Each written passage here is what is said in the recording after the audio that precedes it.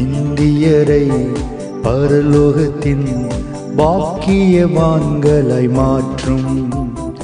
எலியாக்கள் எழும்ப வேண்டும், எலிசாக்கள் எழும்ப வேண்டும், எலியாக்கள் எழும்ப வேண்டும், எலிசாக்கள் எழும்ப வேண்டும். கர்த்தரின் வல்ல நாமம் உயர்த்தியாக வேண்டும், கர்த்தரின் வல்ல நாமம் உயர்த்தியாக வேண்டும். இந்தியாவில் இயேசு நாமம் இன்றே கூற வேண்டும். இந்தியரை பரலோகத்தின் பாக்கியவான்களாய் மாற்றும். தேசத்தின் ஜனங்கள்